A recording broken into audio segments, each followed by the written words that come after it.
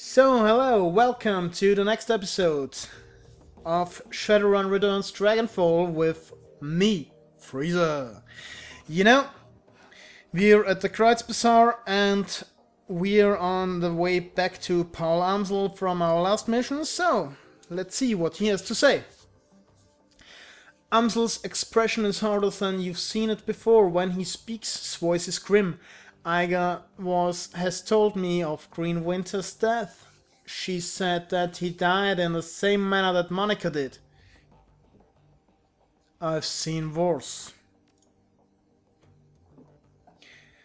Amsel pauses, then gives you a small nod.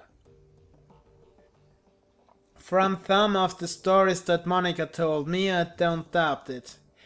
All the same, I was badly shaken by the sight of Winter's corpse. She tried to hide it, but I could tell. She also mentioned that you found something in Winter's safe, a package full of very old discs. May I see them? Hand over the discs, of course. Good God. Gingerly Amsel lifts a disc from the bundle and holds it up to the light. Slowly he begins to turn it in his hand, causing rainbow patterns to shimmer across the surface. I haven't seen one of these since I was a boy. This is a DVD-RW, a data storage medium from the mid-2000s. I'm amazed that Winters was able to find a device that could play it. Do you know how we can read these things? He puts down the DVD in his hands and quickly inspects the others. The first disc that I looked at might be readable, the others are damaged, some severely so. I have my doubt about them. For now, let's concentrate on the undamaged disc. There is a little shop outside the data heaven. Talk to the proprietor, Melly Hollier. She might be able to help. Tell her to put the cost of this device in my account. I'm on it. So we go out and talk to Malit. But first I want to check out Iga. Iga turns to face you. There's a painted look on her face. Look, I owe you an apology. I'm listening. When Monica died, I was pissed. That probably doesn't come as a huge surprise, but I took that anger out on you and I shouldn't have. Seeing Winter's body like that was enough to convince me. You couldn't have done anything to help Monica, and I couldn't have either. We're dealing with something new. Monica was a good friend of mine. Her death hurt. I got carried away, and I said some things that I shouldn't have. I want to apologize for that. Her body relaxes, she begins to turn away. Anyway, that's all I wanted to say. There are a few things that I want to say. She stops and turns back to face you. You can see the burners behind her eyes. Go ahead, nobody's stopping you.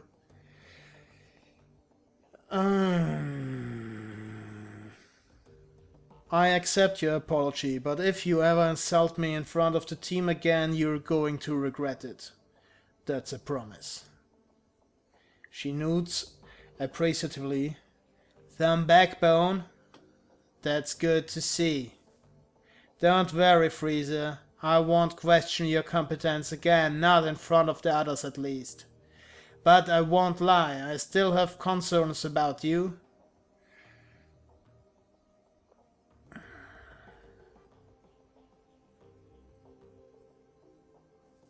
What kind of concerns? Basic ones. I don't want to see history repeat itself. What history are you talking about? I'd rather not go into it, fearless leader. Let's just say that I've had bad luck with underexperienced teammates, and I'll leave it at that. She turns away. You should go, fearless leader. I've got prep work to do for our next run. And you've got more important things to do than watch me pack my gear. Yes, that's right. Now we chat a little bit with Glory.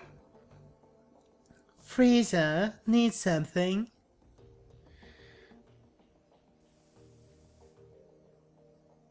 I'd still like to know more about that chrome you're sporting. That's not a story that I'm interested in telling out of context. If you really want to get into it, we're going to need to go back, way back. She stares at you with her cold dead eyes. I'm not sure that you want to do that.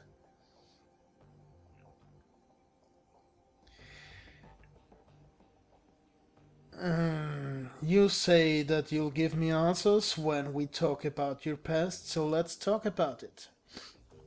Why do you care? There is no hostility in her voice. If anything, she sounds suspicious. Because I'm the leader of this team and I need to know as much as I can about the runners who are working for me. With me. She pauses for a moment, considering the Senshi nudes. Alright, fine, we can talk, but we're doing it on my terms. This is a long story, Frieza, long and ugly and cruel. Are you sure that you want to hear this? Please. Alright, I'm going to start at the beginning, not for you, for me. I guess that it might help me to say all of this out loud. We start at the beginning. So, Adam and Eve. She takes a deep breath and slowly releases it. When she speaks, her voice comes out in a cold monotone.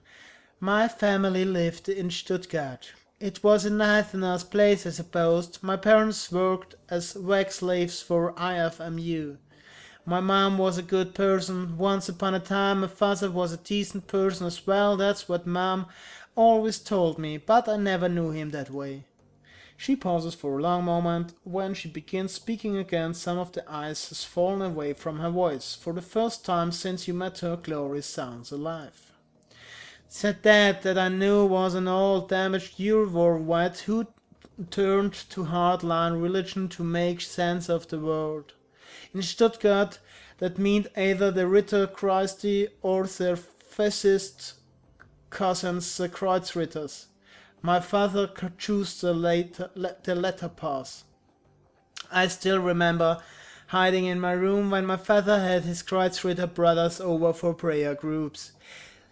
They would drink and get rowdy and then spend an hour or two reeling themselves up with talk about heretics and the devil's work. Then they'd go find some poor elf or dwarf, stomp the living shit out of him, and drown him in the Neckar. Meanwhile, I'd be holed up at home with Mom, who would commemorate the event by drinking a bottle of wine and crying herself to sleep. Just elves and dwarfs. I assume that a mage or an orc would make a more tempting target.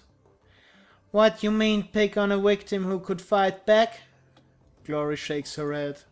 No, my father and his pack of jackals weren't up for that kind of trouble.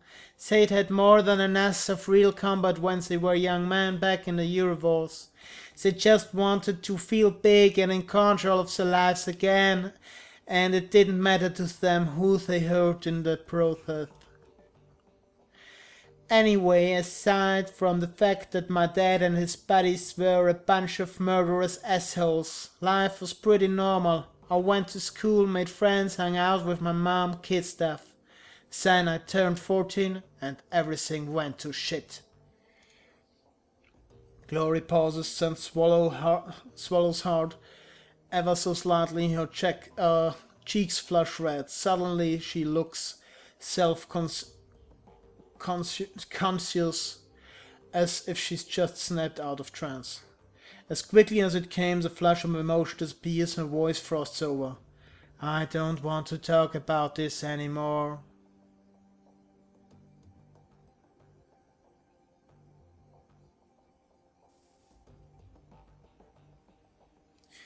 You don't need to say anything that you don't want to, but if you ever want to talk, you know where to find me. Thank you for your understanding. Glory stares at you through cold dead eyes. Now let's get back to the job at hand, shall we? Yes, shall we? Shall we go back to the job? We go to our technical supporter, Mallet, and talk about the DVD. And let's head back to Mallet. Welcome back. What can I do for you? I'm looking for something that can play back a DVD RW. Really? That's old tech. Very old, in fact. Just a moment, I'll go look. She turns to rummage through a bin of obsolete components at the back of her store. Oh yes, here we are. The dwarf wrestles a mid-sized flat-screen display out of the bin. This display has old enough hookups to connect to a DVD player. RCA, you know, vintage. The player itself, though, is... Sorry, pals.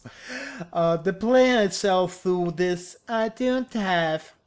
You may wish to try your luck down at the junkyard. There is a scavenger there, a primitive man with a crutch disposition. If anyone here at the Christ Bazaar can help you find your DVD player, he can.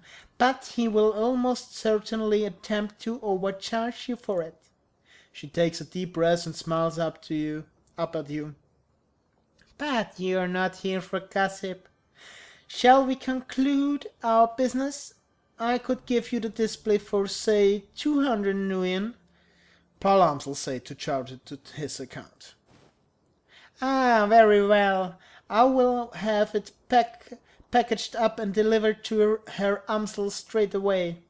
Best of luck finding your DVD reader. I wish you well. So, but not ready I'm not ready with talking to her. I want to know if she got that drone fixed yet. These things, they take time. I'm making progress, so give me a little more. Okay, so we have to go to the junkyard. Where is the junkyard? Here's the junkyard. Go, go, go, go, go! Run, sucker!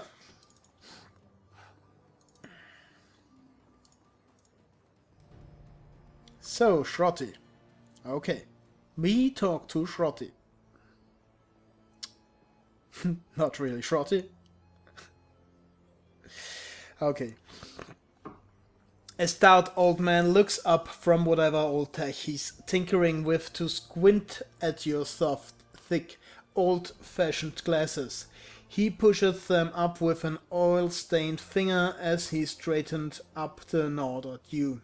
He speaks with a gruff but well-meaning tone, heavily accented with German tonality. Guten Tag, what can I do for ya? Mallet tells me you're the man to speak to about DVDs. That little shrew sent ya my way, huh? Shrotti smile broadens. Will wonders never cease? Well, instructions are in order. I suppose Shrotti Buchmann at your service. The old man raises a grimy hand in salute. Need something salvaged? Some old components vielleicht? I'm indeed your man. Wonderful. How about the DVD player? Well, let's see. I think that I've got something that I'll work for ya. Shrotti rummages through the trunk he heaped on the table behind him. A few seconds later, he snatches a battered plastic Lustzing shape from the pile. Ah, there we go, an old Korean player that I dug up last week. 2010 model, a real beauty. Shrotti's smile broadens and he gives you a conspiratorial wink. I fixed her up and got her running, but without any discs to read. I've mostly been using her as a paperwhite. Sounds like what I'm looking for. How much do you want for it?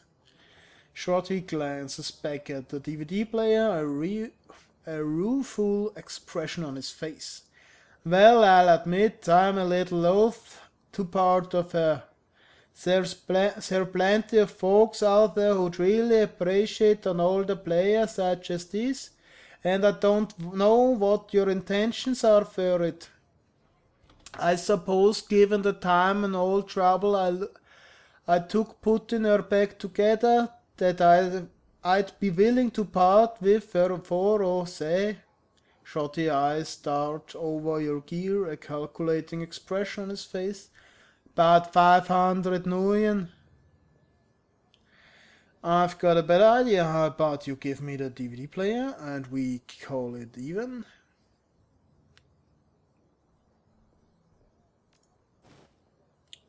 Shorty's eyes ever narrow, and you can see a scroll boiling up from under his moustache. Alright, fine. Alright, fine, I see it is. I see how it is. He slowly the DVD player from the table and thrusts it into your chest. Take it off you must, but I won't forget what you've done here today, and you should either. You should leave. Pleasure doing business with you. So that's the way. We did not spend 500 yuan, yes. So let's return to Paul with the goods. And see what's on this DVD. RW.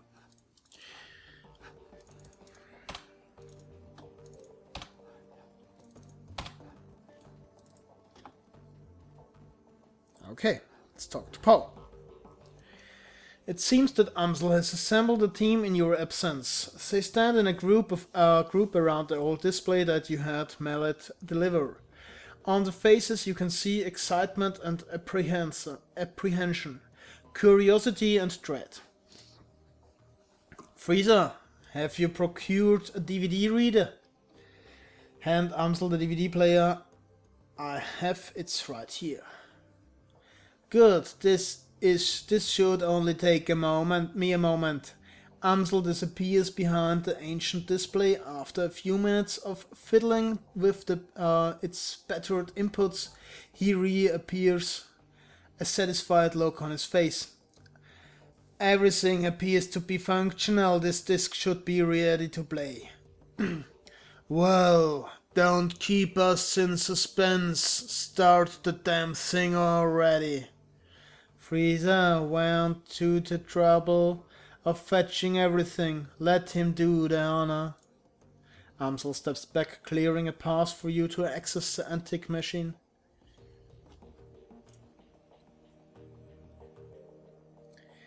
A soft whirring sound fills the air as the ancient DVD player spins the disc up to speed. The scratched LCD display comes to life and a menu fills the screen. So let's play track number 1. The screen goes black and cheerful digital chimming sounds spills out of the display speaker. A crackle of static fills the air, coupled with a shrill electronic whine. After a few moments the display goes live and a disheveled looking man appears on the screen. His eyes glitter with excitement. The timestamp on the screen is 2034 September the 15th. Adrian Vauclair. Harmy, I think we found her. After all this time, Feuerschwinge. I knew that she wasn't dead. His speech is jittery. You can hear the urgency in his voice. She survived the Dragonfall. Just as I've always said. I knew it, and I was right. The screen explodes into static and the electronic whine in the background sharpens into a needle-like pulse of high-pitched sound. Somewhere in the background Dante lets out a low whimper. The screen clears and the excited face is closer to the screens than it was before. The words spilled out of him in a breathless tide. Taking a team into the SOX to retrieve her. The radiation be damned. We will take appropriate precautions, of course, but we must go. Hermie, I think that the body may be near me as well. Somehow she has survived for all of this time. The screen explodes into static again, then clears. The figure flickers across the screen. May not be back for some time. Look after ma. Okay? I worry about her. And Hermie, stay safe out there. I know that things are heating up in Berlin, and I know you. Students protest, civil uprising. You'll be in the middle of it, I'm sure. Just stay safe, alright? And I'll do my best to do the same. I don't know what's going to happen when I step into the SOX, but I do know one thing. If the Feuerschwinge is still a danger, I will put on an end to her, once and for all. The display goes black and the background vine fades away. A moment later you find yourself disposing back at the menu screen and we play track 2. The screen goes black for a moment, then a figure appears on the screen, your late client Green Winters. His elbow is planted on the table that he's seated at and his chin rests on his palm. The other hand is wrapped around a bottle of cheap whiskey. The timestamp on the video reads 2053, December the 25th. Found the message Adrian left me all those years ago, got it cleaned up as best I could. Strange hearing his voice again. He pauses to take a long pull on the bottle. It's good to hear him, even if he did insist on calling me Hermine. Dr. Adrian Vauclair, the hero of the people, the dragon slayer, my brother. He grimaces and rubs his eyes. Hard to believe it's been almost 20 years. Alright, so I'm gonna start recording these DVDs again for me, for Adrian, for whoever might wind up watching them. Every time I do this, I winds up feeling like a waste of time, but I keep doing it anyway on the off chance that I'll find something important. If I stumble into the clue that leads me to my brother, I know that I'm gonna want it on film. I've been doing this for almost 20 years now, after all. No sense in quitting now. Christ, 20 years, all this time and still no leads, even with all of my contacts and my resources. He takes another long swallow of cheap liquor. Even with my legendary bullheadedness, I've made no progress at all. I haven't turned up a single goddamn thing. Wanna hear something funny? The closest I've gotten to a clue was a rumor. Apparently a team emerged from the SOX a while back. Nobody's clear on the date, but... And get this. He leans in to the camera and gives a conspirational wink. Supposedly they vanished without a trace.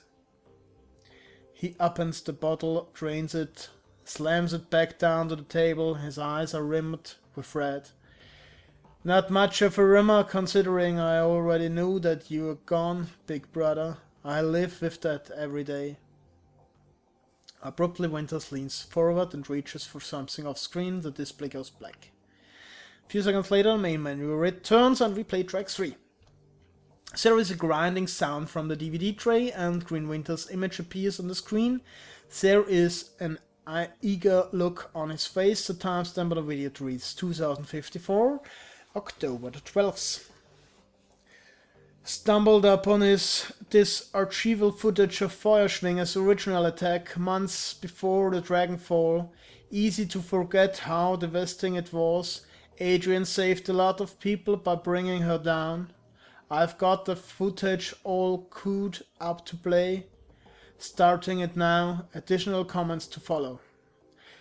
The slow whir of the DVD player shifts to a high-pitched whine, a distorted, withering image blowing into being on the screen. A timestamp in the upper right corner of the screen marks the date, July the 6th, 2012. It's difficult to make out what you're seeing at first. The scene is dark and smoky, and the telltale flashes of emergency vehicle lights flicker on the periphery of the screen. The camera pushes in, and you can make out two figures standing in a ruined landscape. All at once, the sound cuts in. Cuts! That's the right word, cause we're in time, and that's end of this episode. So, if you had fun, watch the next part. I know you do this, cause we already want to know what happens next, do we? So, I'm Frieza, and I wish you have fun with my videos.